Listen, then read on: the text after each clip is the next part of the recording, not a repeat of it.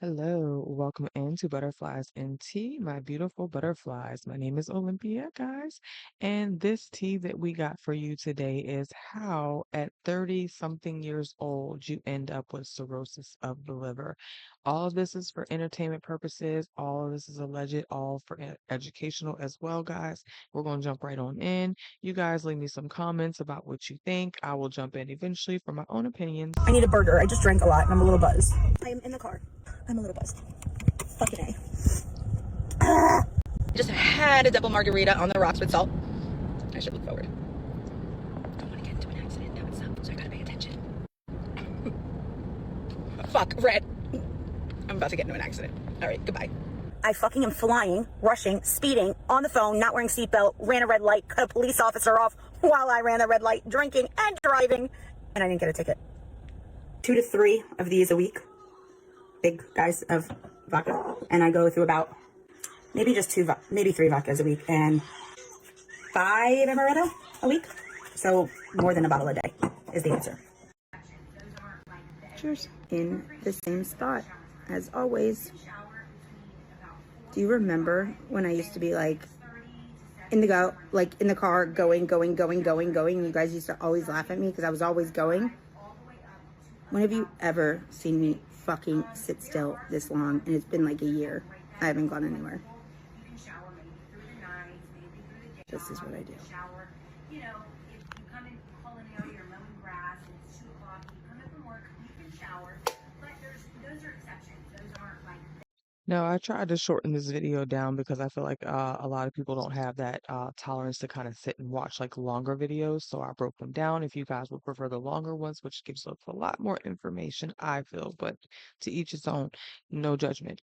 But she ended up started drinking Mike's hard uh, versus drinking like straight like vodka and things of that nature, and thinking that it was going to be a better way for her to go in a sense. Cheers. Welcome on into the channel, beautiful butterflies. Welcome on in. You received the news in 2018. Can you take us through what prompted you to go to the doctor? What were some symptoms you were experiencing, and then him giving you the news? About 2018, maybe 2017. I think I just went to the hospital because I had bronchitis and I was coughing. I had a fever. I was sick. And they did blood work and they were like, hey, you have a fatty liver. Do you drink? Yes. Okay, you should really slow down. Didn't. Now, the symptoms at that point were all I had at that time was discoloration in my legs. It looked like I was very blotchy, like a bad tan.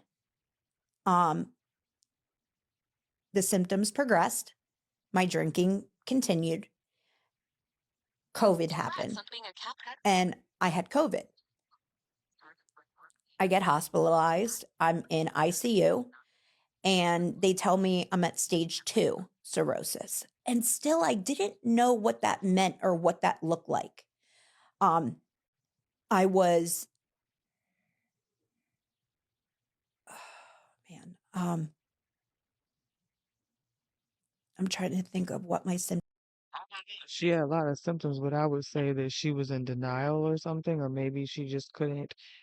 It wasn't so easy to kick that habit originally. Excuse me, because sometimes when you have an addiction of some sort, it's hard to kick those habits, and especially if you're trying to do it by yourself. And even if you're not, it's still really hard.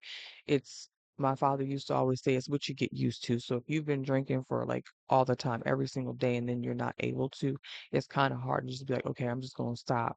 It's just not that easy. And if I'm not mistaken, if you guys know differently, but mindset in medical terms, if you just cold turkey, that's not good. So you're supposed to wean off anyway. Otherwise, it's like really bad for your body. And I assume that for anything that you're addicted to. Were that time. A lot of my symptoms stemmed from my gallbladder too. So I had liver issues, gallbladder issues, fluid around my gallbladder, but they couldn't take my gallbladder because of the cirrhosis. I wasn't able to clot. So if I would have gone on the table to have my gallbladder removed, I would have died. So I lived with gallbladder issues from 2021-ish, the first time I had COVID, until they took my gallbladder out when I had my transplant. But so every time I got hospitalized was for COVID. I've had it like 4 times.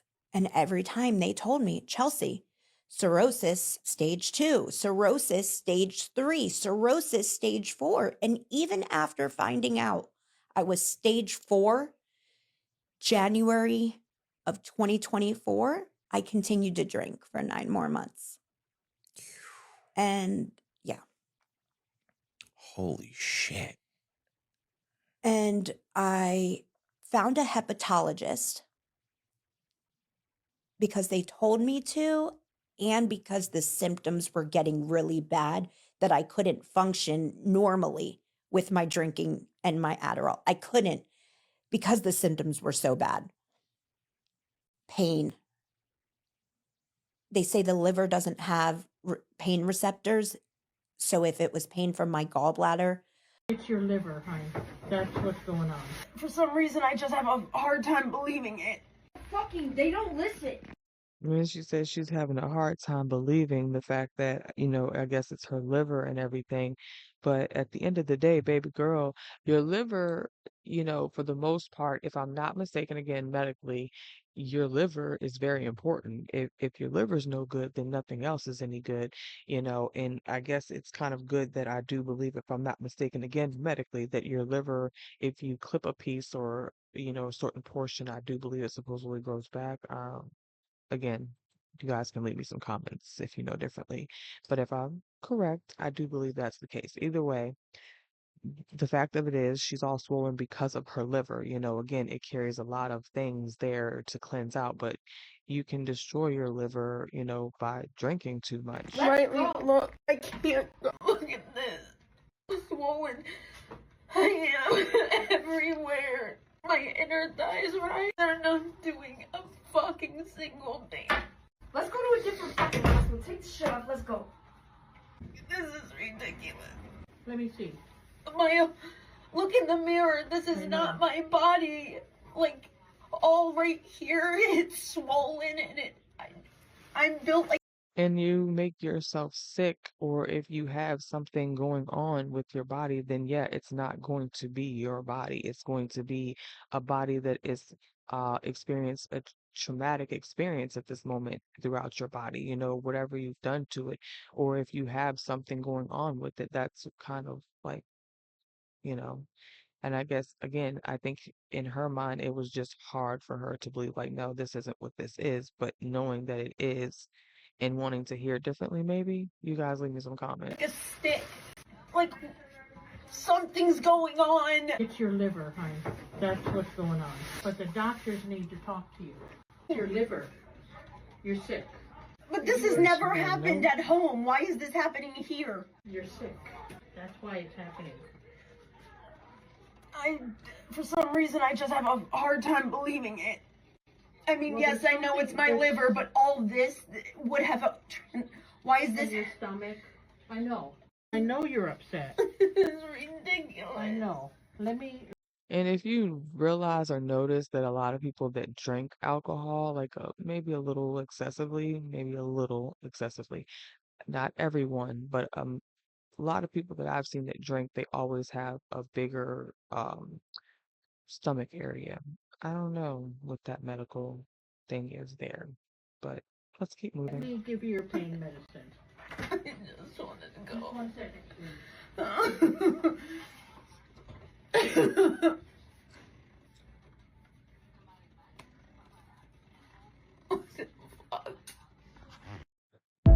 Scared to die. I'm not okay. I'm not. Swollen as a bitch is an understatement. Look how much blood. I'm in the hospital. I've been screaming for like hours. I'm in so much pain. Found gallstones. I'm like dying. I've been dealing with liver issues from my hep C. My drinking doesn't help it. Well, now I'm in liver failure and fluid buildup around my gallbladder. They better let me go. Currently in the ICU. Tell my wife, let's go. Transporting me from one hospital to another. I could feel that fluid is building up right here. I'm back in the hospital. I was throwing up like volcanoes of blood. My little Vienna sausages. There's fluid all around my gallbladder. My liver's enlarged. I'm in the ICU. I'm dying, literally. I have been screaming, crying for hours. They gave me the lot and it didn't even touch the pain. And now it just comes and goes. It's the first. And when she said Dilaudid, baby, that's some good stuff. I had a back issue where I literally felt like somebody just was trying to rip my body in half. And when I went to the emergency room and they gave me Dilaudid, baby, let me tell you, that pain was so bad. That medicine, I felt every bit of the wooziness and all the effects that it makes you feel, but honey, it didn't touch that pain for nothing, nothing. And so I can feel her when she say that. Now, I don't know her pain level or anything that she had with this situation, but baby, let me tell you, some pain, yeah, it don't do nothing. You might feel all loopy, but you ain't feeling nothing. You feel all the pain, baby, all of it. I'm feeling better. Not doing too well. I'm in the hospital for like 3 weeks now. I would have known then what I know now. I wouldn't have done the shit that I've done. Getting me out in the surgery.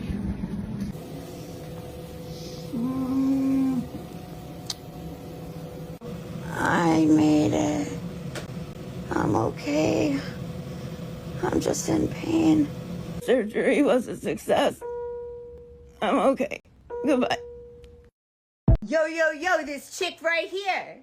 So this is my sister Chelsea, and she is 21 days post liver transplant.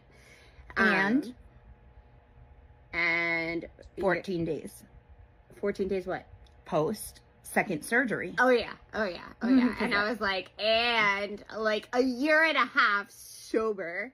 Hello. Congratulations. So, on her TikTok page, she documented her journey through this cirrhosis thing, which I don't even know if you thought that was going to be like a thing initially, but it grew and it grew and it grew. And I think one of the coolest things that have come of her TikTok page is actually it's a lot of women, but you know, men too, but a lot of women are reaching out like, hey, I'm struggling. I want to get sober. And it's freaking beautiful.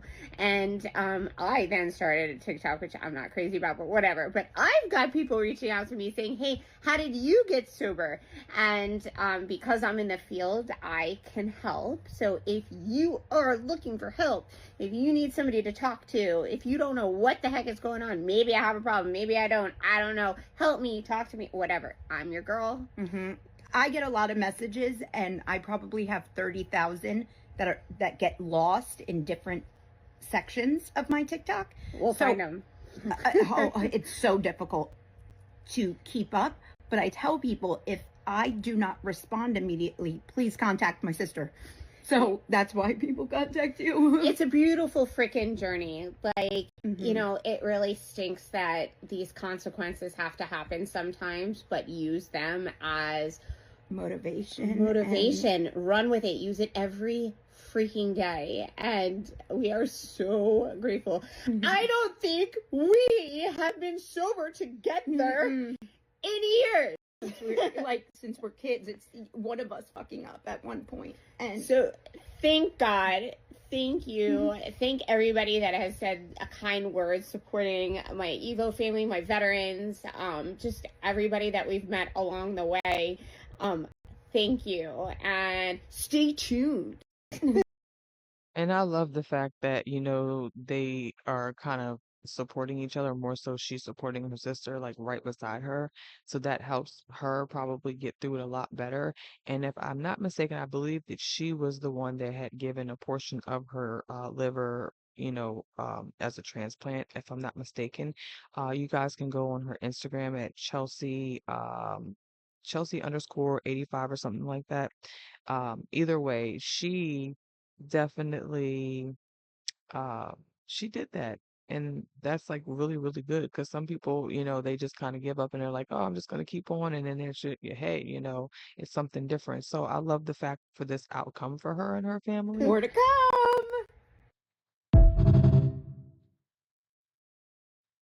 I'm sober for 1 year, 9 months, and 12 days. I'm a 40-year-old recovering alcoholic.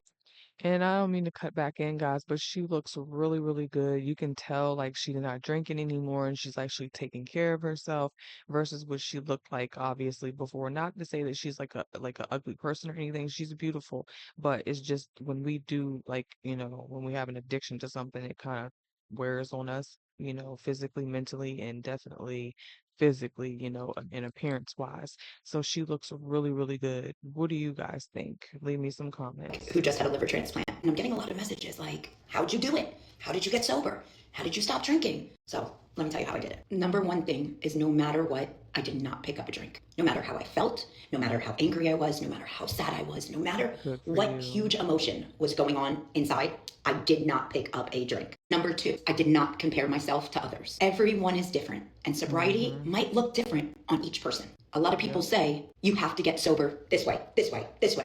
No, I just didn't pick up a drink, no matter what. I didn't stop drinking because I was fed up with drinking. I quit drinking because I was dying and I was in excruciating amount of pain. My reason for stopping versus your reason for stopping could be totally two different things. Some people say you can't get sober for your kids. Well, guess what? I got sober for my children. Some people need assistance. Every day I wake up, I make a conscious effort to make the next right choice. Sometimes I fall short, and it's okay to fall. It's okay to slip. We're human, and you don't beat yourself up. Just get your ass up and do it again. That's all. You can genuinely make a conscious decision to say, I want better for my life, and you don't pick up no matter what.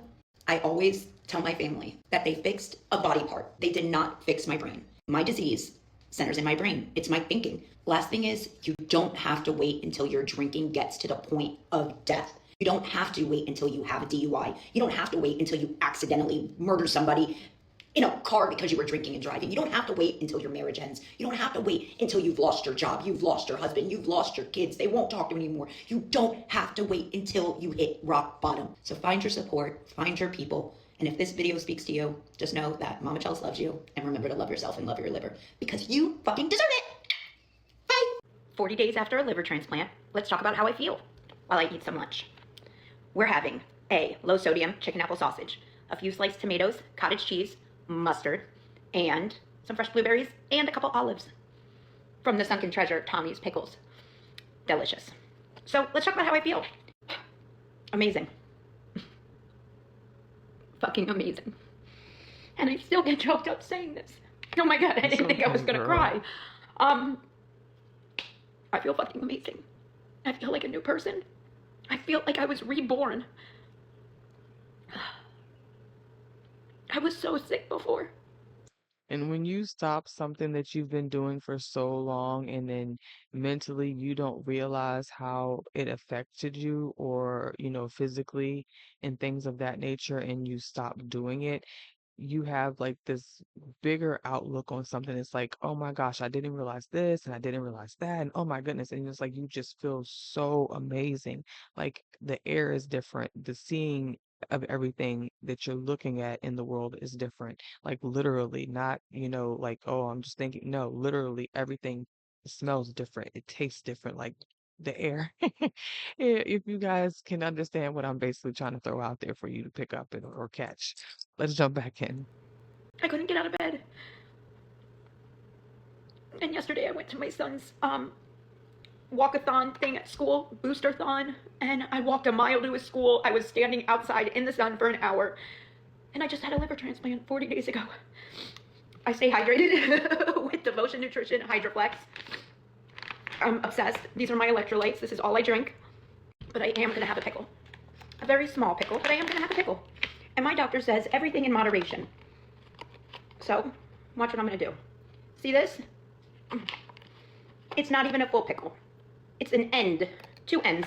That's what I'm going to have. The pickled guy. DIY set. These are the spicy ones. Which I love. And, that's how I feel. Absolutely amazing. I have no more ascites. I have no more edema. I have no more varicose veins.